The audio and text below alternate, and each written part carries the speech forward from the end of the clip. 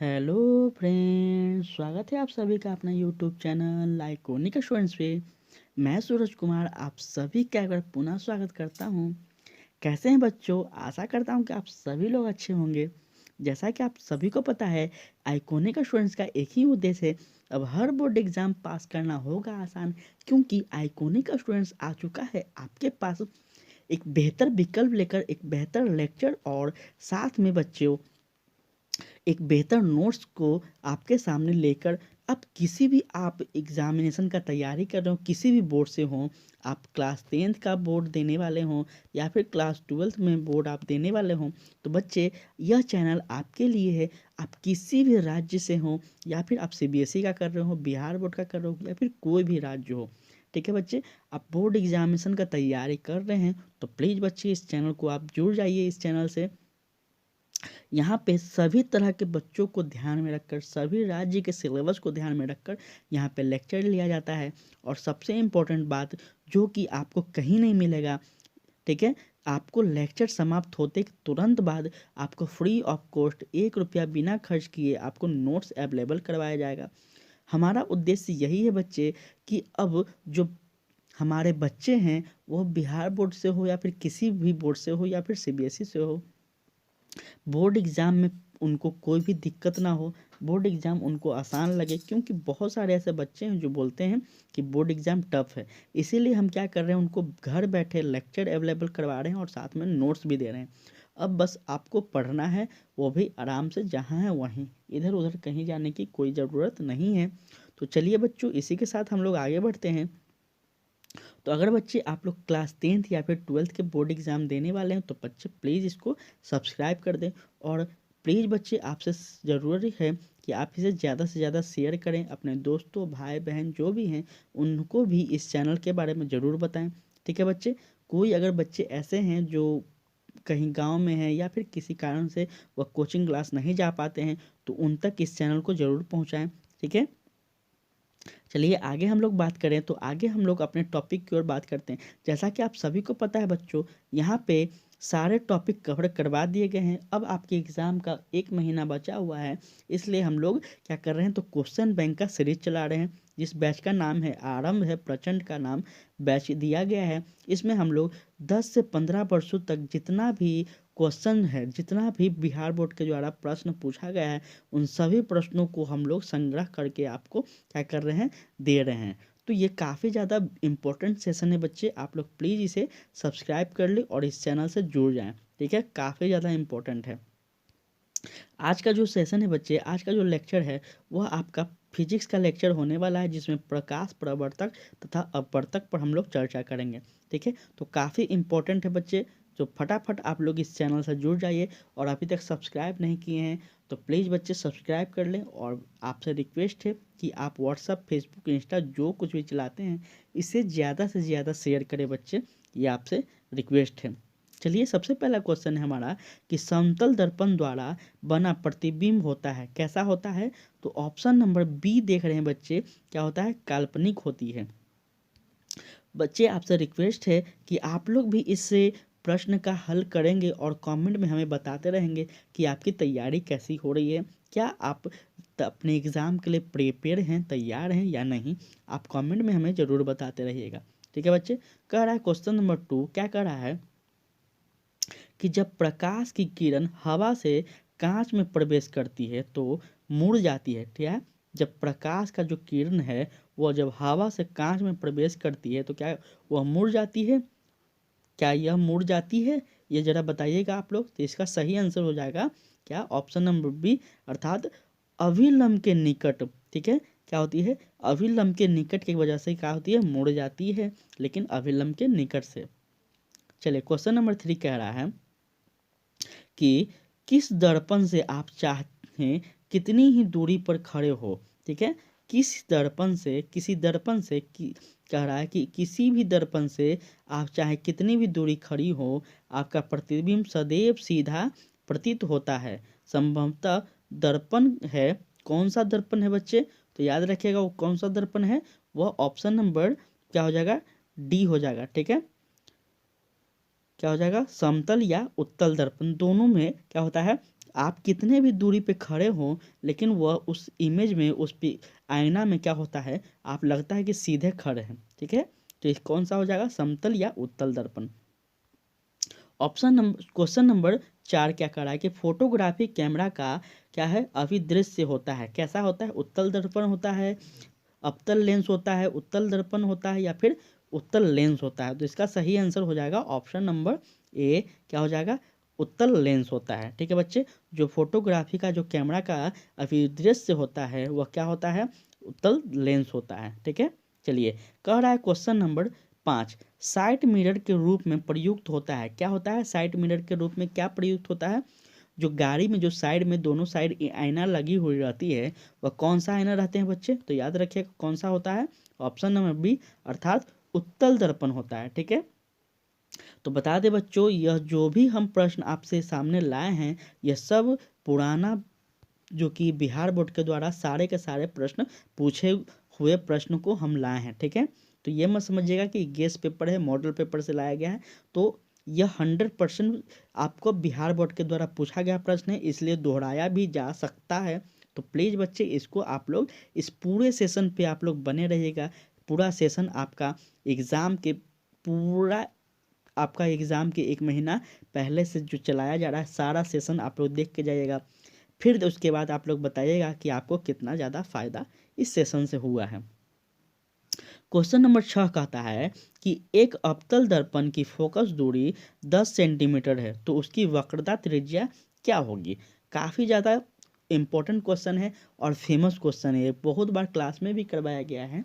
ठीक है बच्चे, तो इसका सही क्या हो जाएगा, ऑप्शन कह रहा है, इसका सही ऑप्शन हो जाएगा ऑप्शन नंबर बी, क्या हो जाएगा, 20 सेंटीमीटर। एक अवतल दर्पण की फोकस दूरी 10 सेंटीमीटर है, तो उसकी वक्रता त्रिज्या क्या हो जाएगी, 20 सेंटीमीटर हो जाएगी। ठीक है, चलिए फटाफट आप लोग शेयर कर दीजिएगा बच्चे, प्लीज़ आपसे रिक्वेस्ट है, आप लोग शेयर कर दीजिए। किसी माध्य से अपवर्तनांक 4 मान का होता है। किसी माध्यम से अपवर्तनांक क्या होता है, का मान 4 होता है, तो इसका सही आंसर क्या हो जाएगा, साइन या फिर साइन क्या हो जाएगा, तो इसका सही आंसर हो जाएगा ऑप्शन नंबर बी, क्या हो जाएगा ऑप्शन नंबर बी। देखिए ऑप्शन नंबर बी इसका सही आंसर हो जाएगा। ठीक है बच्चे, चलिए आगे हम लोग बात, देखिए ज़्यादा एक्सप्लेन हम इसलिए नहीं कर रहे हैं क्योंकि बहुत ही डीप में आपको फिजिक्स हम पढ़ा चुके हैं। आप मेरे नोट्स को ले लीजिए, आप मेरे नोट्स को देख लीजिए, उसके बाद आप बात कीजिएगा कि आपको इसमें से कुछ आ रहा है या नहीं आ रहा है। आप यह हमारे पहले लेक्चर को भी जाकर प्लेलिस्ट में देख सकते हैं। ठीक है, बहुत ही बेहतर ढंग से हम पढ़ाए हैं, तो आप लोग प्लीज़ बच्चे देख लीजिए। अभी हमको पूरा क्वेश्चन बैंक ख़त्म करना है 10 से 15 दिन के अंदर में, इसलिए हम थोड़ा स्पीड में चल रहे हैं। ठीक है, नेक्स्ट सेशन से हम लोग बहुत ही अच्छे से चलेंगे। निर्गत किरण एवं अभिलंब के बीच के कोण को कहते हैं, क्या कहते हैं भाई, तो याद रखिएगा बच्चे क्या कहते हैं, तो ऑप्शन नंबर बी इसका सही आंसर हो जाएगा, परावर्तक कोण कहते हैं। ठीक है, परावर्तक कोण कहते हैं, याद रखिएगा बच्चे। चलिए आगे है क्वेश्चन नंबर 9 क्या कह रहा है कि अवतल लेंस का अववर्धन बराबर होता है, किसके बराबर होता है भाई, तो अवतल लेंस का जो अववर्धन होता है वह किसके होता है, तो याद रखिएगा VLU के बराबर होता है। ठीक है बच्चे, VLU के बराबर होता है।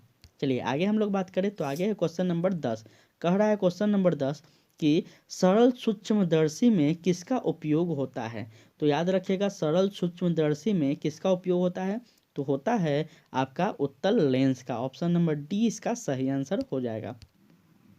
PDF आपको टेलीग्राम चैनल पे मिल जाएगा, आप लोग वहाँ ज़रूर से ज्वाइन कर लीजिए। ठीक है, क्योंकि जितना ज़्यादा अभ्यास करिएगा, देखिए मेहनत से भागिएगा तो अब पीछे रह जाइएगा।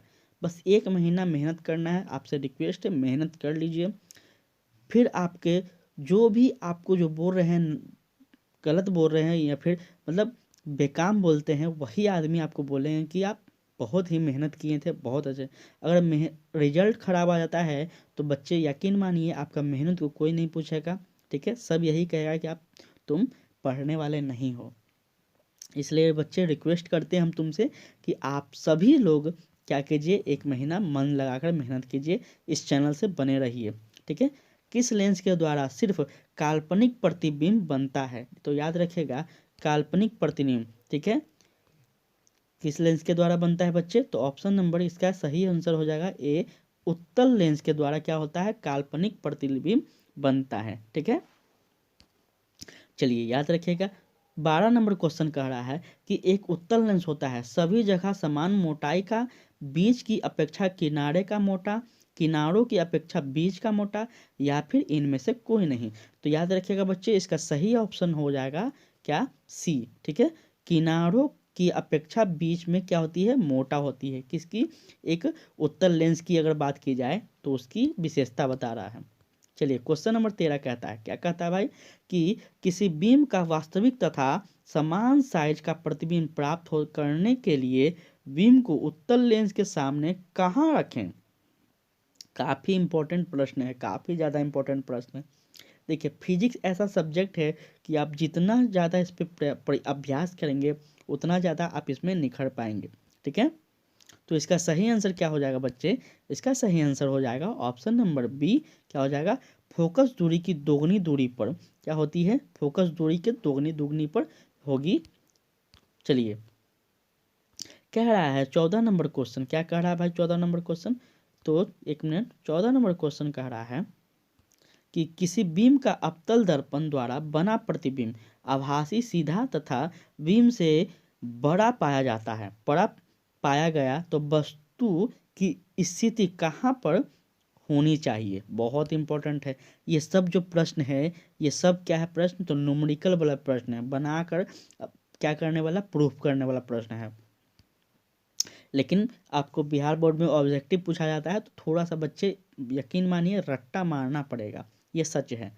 ठीक है, अगर अच्छा मार्क्स लाना है तो रट्टा मारना पड़ेगा। इसका ऑप्शन हो जाएगा डी। ठीक है, दर्पण के ध्रुव तथा मुख्य फोकस के बीच होती है। ठीक है, इसका सही आंसर डी हो जाएगा। देखिए चलिए क्या होता है, हम शुरुआत में जब सेशन शुरू हुआ था, जब आप इंटर में आप एडमिशन लेते हैं, शुरुआत में जब क्लासेस चलती है सभी जगह, तब हम उस समय किसी भी बच्चों को रट्टा मारने की एडवाइस नहीं देते हैं। याद कीजिएगा, हम कभी भी नहीं बोले, उस समय हम सभी बच्चों को बोलते हैं कि जितना ज़्यादा आप समझिएगा उतना ज़्यादा आपके लिए बेहतर होगा। लेकिन अभी का जो समय है वो अब तो रट्टा मारना पड़ेगा, क्योंकि अब 15-20 दिन बचा हुआ है। अब नहीं रट्टा मारिएगा तो फिर बेकार हो जाएगा साल भर का मेहनत। किसी गोलीय दर्पण तथा किसी पतले गोलीय लेंस दोनों को फोकस दूरी -15 सेंटीमीटर है तो दर्पण तथा लेंस संभवतः है, क्या होगी बच्चे इसका सही आंसर, कह रहा है बहुत ही इंपॉर्टेंट है। देखिए कभी भी टेक्निकल प्रश्न रहे तो प्रश्न को 2 से 3 बार जरूर पढ़िए एग्जाम हॉल में, ये मेरा बात याद रखिएगा। ठीक है, तो इसका सही आंसर हो जाएगा आपका ऑप्शन नंबर बी। क्या हो जाएगा, दोनों उत्तल लेंस। ठीक है, किसी गोलीय दर्पण तथा किसी पतले गोलीय लेंस दोनों की फोकस दूरी क्या है, -15 सेंटीमीटर है तो दर्पण तथा लेंस की संभवतः जो दूरी होगी वो क्या होगी, कौन सा होगी, तो दोनों उत्तल लेंस हो जाएंगे। ठीक है बच्चे, चलिए क्वेश्चन नंबर 16 कह रहा है कि दाढ़ी बनाने में कौन सा दर्पण का उपयोग करते हैं तथा दाढ़ी बनाने में किस प्रकार के दर्पण का उपयोग किया जाता है। तो याद रखिएगा बच्चे, यह जो ऑप्शन इसका सही आंसर हो जाएगा ऑप्शन नंबर सी, अर्थात क्या हो जाएगा, अवतल दर्पण का। जब दाढ़ी बनाते हैं हम लोग, जब शेव करते हैं तो क्या होता है, उस समय जो हमारे सामने आईना रहता है, मतलब जो हम घर में आईना देखने का उपयोग करते हैं, अपने अपने फेस को जो देखते हैं जिस आईना को, वो कौन सा आईना होता है, तो अवतल लेंस होता है। ठीक है बच्चे, चलिए आगे बात की जाए को, तो कह रहा है कि गोलीय दर्पण में फोकस सांद्र एवं वक्रता त्रिज्या के बीच संबंध है। तो क्या संबंध है, गोलीय दर्पण में फोकस सांतरण एवं वक्रता त्रिज्या का जो अंतर है वह क्या है, तो इसका सही आंसर आप क्या देख सकते हैं आपके सामने, ऑप्शन नंबर सी। क्या हो जाएगा, F = R/2। ठीक है, इसका सही आंसर क्या हो जाएगा बच्चे, ये इसका सही आंसर हो जाएगा। चलिए आगे कह रहा है क्वेश्चन नंबर 18, क्या कह रहा है कि अगर किसी अवतल दर्पण की फोकस दूरी F तथा वक्रता त्रिज्या R हो तो इसका सही ऑप्शन क्या हो जाएगा बच्चे, इसका सही ऑप्शन हो जाएगा ऑप्शन नंबर क्या हो जाएगा, ए, अर्थात जो अभी हम लोग ऊपर में डिस्कस किए वही इसका यहाँ पे भी होगा। F = क्या हो जाएगा, F = क्या हो जाएगा, R/2 इसका सही आंसर हो जाएगा। ठीक है बच्चे, चलिए आगे हम लोग बात करें, तो आगे क्वेश्चन नंबर 19 क्या कह रहा है कि अवतल दर्पण से परावर्तन के बाद किस किस बिंदु से गुजरती है? अवतल दर्पण से परावर्तन के बाद किरण किस बिंदु से गुजरती है? तो याद रखिएगा बच्चे, किस बिंदु से गुजरती है? ऑप्शन नंबर बी हो जाएगा इसका सही आंसर। क्या होता है?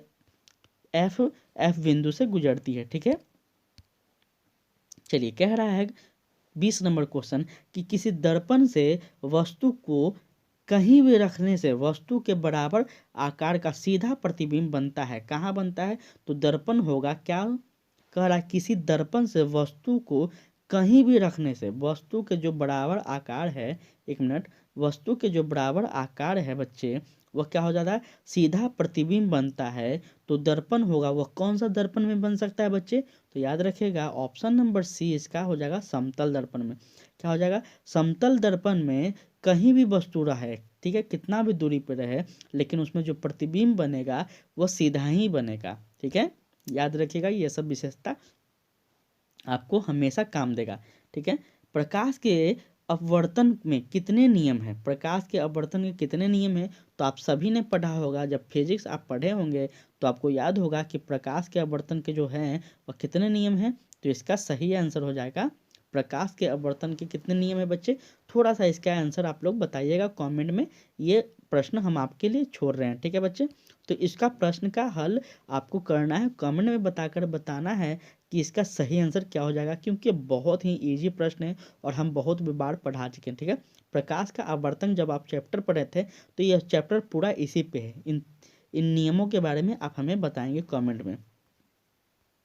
चलिए क्वेश्चन नंबर 22 कह रहा है कि प्रकाश का वर्ण विक्षेपण किस उपकरण से संभवतः होता है? तो याद रखिएगा जो बच्चे कि जो प्रकाश का वर्ण विक्षेपण है वो ऑप्शन नंबर सी अर्थात क्या हो जाएगा? प्रिज्म के कारण होता है। ठीक है बच्चे, प्रिज्म के कारण होता है। ठीक है, क्वेश्चन नंबर 23 कहता है कि किसी गोलीय दर्पण की वक्रता त्रिज्या कितनी है बच्चे? तो 50 सेंटीमीटर है तो उसकी फोकस दूरी क्या हो जाएगी? किसी गोलीय दर्पण की, जो गोलीय दर्पण है, ठीक है, थोड़ा सा यहाँ गोल नहीं हो पा रहा है, तो इसकी जो वक्रता, ठीक है, सॉरी बच्चे, इसकी जो वक्रता त्रिज्या है वह कितनी है? तो 50 सेंटीमीटर है। थोड़ा सा बात को समझिएगा। तो कह रहा है कि उसकी फोकस दूरी कितनी होनी चाहिए? तो याद रखिएगा बच्चे, इसकी फोकस दूरी कितनी होनी चाहिए? ऑप्शन नंबर इसका क्या हो जाएगा? सी अर्थात 25 सेंटीमीटर होनी चाहिए। ठीक है, चलिए आगे हम लोग चर्चा करें। क्वेश्चन नंबर 24 कह रहा है कि 1 मीटर फोकस दूरी वाले उत्तल लेंस की क्षमता होती है।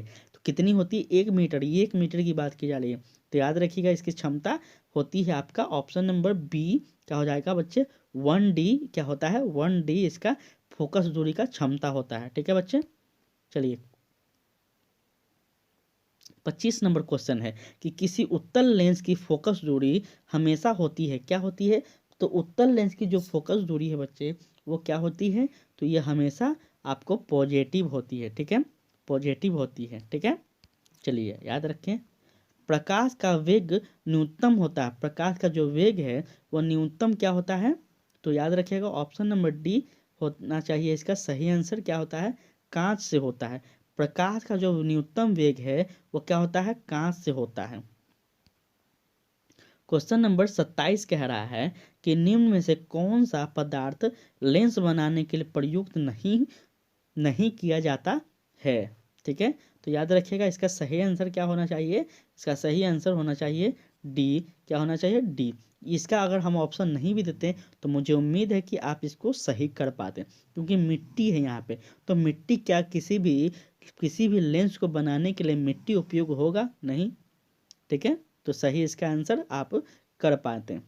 चलिए क्वेश्चन नंबर 28 का रहा है कि काल्पनिक प्रतिबिंब होता है। काल्पनिक प्रतिबिंब क्या होता है? सीधा होता है, उल्टा होता है, या फिर दोनों होता है, या फिर कोई नहीं होता? तो याद रखिएगा बच्चे, काल्पनिक प्रतिबिंब होता है क्या होता है? सीधा होता है। ठीक है, एक सेकेंड, क्या होता है? सीधा होता है। ऑप्शन नंबर ए इसका सही आंसर हो जाएगा। ठीक है बच्चे, चलिए आगे हम लोग बात करें तो आगे है क्वेश्चन नंबर 29। क्या कह रहा है भाई क्वेश्चन नंबर 29 कि किस दर्पण से हमेशा वस्तु से छोटा प्रतिबिंब प्राप्त होता है? किस दर्पण से हमेशा वस्तु से क्या होता है? छोटा प्रतिबिंब प्राप्त होता है। तो याद रखिएगा बच्चे, इसका सही आंसर हो जाएगा ऑप्शन नंबर बी। क्या हो जाएगा? उत्तल दर्पण से हमेशा क्या होता है? तो तो उत्तल दर्पण से क्या होता है, वस्तु से भी छोटा प्रतिबिंब हमें दिखती है। जितना बड़ा वस्तु है या फिर जितना छोटा वस्तु है उससे भी छोटा प्रतिबिंब मतलब पिक्चर हम लोग को दिखता है। किसमें? उत्तल दर्पण में। कह रहा है क्वेश्चन नंबर 30, क्या कह रहा है भाई कि क्षमता वाले अवतल लेंस की फोकस दूरी होती है। क्या होती है? तो क्षमता वाले अवतल लेंस की जो फोकस दूरी होती है बच्चे, होती है ऑप्शन नंबर बी। इसका सही आंसर हो जाएगा 25 सेंटीमीटर होती है। ठीक है, तो याद रखिएगा बच्चे, प्लीज़ आपसे रिक्वेस्ट करते हैं कि इन सभी क्वेश्चन को आप लोग याद रखिएगा, लर्न रखिएगा, ना तो आप बाद में फिर फंस जाइएगा चक्कर में। इसलिए आपसे रिक्वेस्ट है टेलीग्राम ज्वाइन कर लीजिए और डेली कम से कम आधा घंटा इसको आप रिवाइज कर लीजिए। आपसे रिक्वेस्ट है, आप एक बार 10-15 मिनट का वीडियो रहता है, आप लोग जरूर एक बार डेली देख लीजिए। ठीक है, चलिए क्वेश्चन नंबर 31 कहता है, क्या कहता है भाई कि किसी उत्तल लेंस का फोकस तर 50 सेंटीमीटर, उसकी क्षमता क्या होगी भाई? तो उसकी क्षमता हो जाएगी ऑप्शन नंबर डी, क्या हो जाएगी ऑप्शन नंबर डी इसका सही आंसर हो जाएगा। क्या हो जाएगा? +2D। ठीक है, क्या हो जाएगा? +2D। किसी उत्तल लेंस का फोकसांतर क्या है? फोकसांतर क्या है? 50 सेंटीमीटर है, तो उसकी क्षमता कितनी होनी चाहिए? तो 2D। ठीक है बच्चे, 2D हो जाएगा इसका सही आंसर। चलिए, कह रहा है क्वेश्चन नंबर 32 कह रहा है कि किस दर्पण से वस्तु का बड़ा प्रतिबिंब बनता है। तो याद रखिएगा बच्चे, किस दर्पण से बनता है? तो इसका सही आंसर हो जाएगा ऑप्शन नंबर बी, क्या हो जाएगा? अवतल से। ठीक है, किस वस्तु से क्या होता है, किस दर्पण से वस्तु का बड़ा प्रतिबिंब बनता है? तो अवतल से। ठीक है, उत्तल से क्या होता है बच्चे? तो उत्तल से क्या होता है? तो याद रखिएगा, उत्तल से छोटा प्रतिबिंब बनता है, लेकिन क्या होता है? अवतल से बड़ा प्रतिबिंब बनता है। ठीक है, तो इन सभी चीज़ों को आप लोग याद रखिएगा। और इसी के साथ आगे हम लोग बात करें तो आगे कह रहा है क्वेश्चन नंबर 33 कि 2D क्षमता वाले लेंस का फोकसांतर होता है, तो क्या होता है? 50 सेंटीमीटर होता है। अभी हम लोग जस्ट इसको ऊपर में हम लोग क्या किए हैं, लेक्चर में हम लोग बात किए हैं। ठीक है, यहाँ पे देखिए आप लोग, यहाँ पे यहाँ है ना, यहाँ पे देखिए आप लोग क्या कर, यहाँ पे देख रहे हैं ना, सेम प्रश्न है, लेकिन यहाँ पे जो ऑप्शन है उसको प्रश्न में बदल दिया है, प्रश्न को क्या कर दिया है, ऑप्शन में बदल दिया।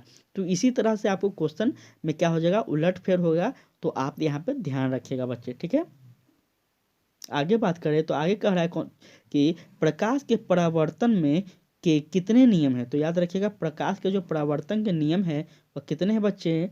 तो याद रखिएगा ये बच्चे, यह प्रश्न लास्ट है और यह प्रश्न को हम आपके लिए छोड़ रहे हैं। ठीक है बच्चे, तो आप सभी से रिक्वेस्ट है कि इस प्रश्न के कमेंट में आप हमें आंसर देंगे। ठीक है, कमेंट में आप लोग आंसर देंगे। ठीक है बच्चे, चलिए, प्रकाश के परावर्तक का कितने नियम है यह हम आपसे कल पूछेंगे। तो आप लोग प्लीज़ बच्चे कमेंट में हमें रिप्लाई देंगे। अगर लेक्चर अच्छा लगा हो, हमारा यह प्रयास अच्छा लगा हो, तो प्लीज़ बच्चे आप लोग ज़रूर से ज़रूर शेयर करेंगे। ठीक है, शेयर ज़रूर से ज़रूर करें ताकि ज़्यादा से ज़्यादा बच्चा आए और हम आपके लिए और भी बेहतर कंटेंट ला पाएँ, और भी ज़्यादा हम आपके लिए प्रयास करें। ठीक है, क्योंकि हम खुद सोच रहे हैं बच्चे कि हम इतना ज़्यादा आपको चीज़ दे दें, इतना ज़्यादा दे दें, ताकि आप हमारा लेक्चर देख कर जाएँ, हमारे चैनल से आप क्लास कर जाएँ और डायरेक्ट आप एग्ज़ाम में जब बैठें तो आप कम से कम भी तो कम से कम 80 से 90 प्रश्नों को सही कर पाएँ। ठीक है बच्चे, 80 से 90 प्रश्नों को सही कर पाएँ, यही हमारा उद्देश्य है। और इसी उद्देश्य का हम क्या कर रहे हैं, अपने तरफ से पूरी तरह से प्रयास कर रहे हैं कि आप सफल हों। तो प्लीज़ बच्चे आप लोग चैनल को ज़रूर सब्सक्राइब कर लें। ठीक है बच्चे, ज़रूर से ज़रूर सब्सक्राइब कर लें और शेयर करें। अगर लेक्चर अच्छा लगा हो तो प्लीज़ बच्चे आप कमेंट कर हमें बताएं, अपना फीडबैक ज़रूर दें।